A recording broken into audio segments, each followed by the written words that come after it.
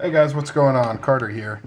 Update on the new SNG, the CTS-XHP 3/4 ground Tanto SNG that I got. Just got it yesterday, and just got it yesterday, and I have put it through some paces already. Had some fun with it. But first of all, let's take a look. I carried this to work today. Put a lanyard on there just like my other one with the Spartan blades, Spartan bead. Really cool bead, very inexpensive, but still very cool. You can see how perfectly centered that is. Lockup is the same out of the box, or at least out of the box once it settled in. Out of the box it was really early, but it's since settled in. And still a little sticky, not too bad, as you can see. But I have put a little bit of graphite on there and stuff like that, and that really helps for a bit. I really been loving this thing. Fell in love with the SNG all over again. It really feels good in the hand. The SNG Lego, just for me, for my size hands, it's just perfect. Feels great.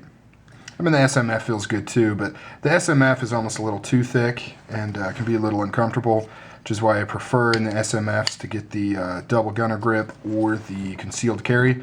But with the SNG, the double gunner grip almost seems a little too skinny, and same with the CC, but the Lego in the SNG is really nice. So yeah, I carried it today, and then when I got home, I had received a package that was in some really gnarly cardboard. So I proceeded to annihilate that cardboard with this knife here. Just tore it to pieces. Mainly having fun. I didn't really need to tear the cardboard down. I could have just broke it and thrown it away. But, I wanted to have fun with my new knife. So I, stabbed it and cut it up into little pieces. And I just kind of wanted to see what it could do. Out of the box, this was sharp, but it wasn't razor sharp. It would shave hair a little bit here. Definitely not here. I didn't really show it, but if you're familiar with the SNG Tantos, the bevel, the secondary bevel here on the tip is very obtuse, very wide, very wide. And they do that for a reason, because to amplify the point of the Tanto, which is to have a really robust tip and then, cutting ability over here on the straight. But it's a little too extreme for me. So after I cut up the boxes, you can kind of see how the finish is a little goofed up now. I could actually clean this off, and it should be just about good as new. Because what's happened, I think, is that the box has some oils. The cardboard has some oils in the ink that's used, and so that left like all these different discolorations and stuff.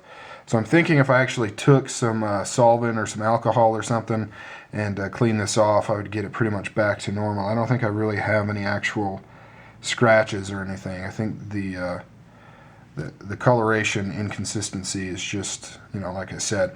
But then, so after I got done with that, and part of the reason why I did that is because I knew I was going to sharpen it. I wanted to sharpen it. So I threw it on my Lansky diamond system and sharpened it up. I widened this bevel, as you can see, to make this a lot sharper. The bevel was perfect in terms of being symmetrical out of the box, so I didn't have any problems with that. Didn't have to adjust at all. This sharpened up really easy. The CTS-XHP, I don't know a lot about that steel, and by a lot I mean I really don't know anything other than I know a lot of people love it.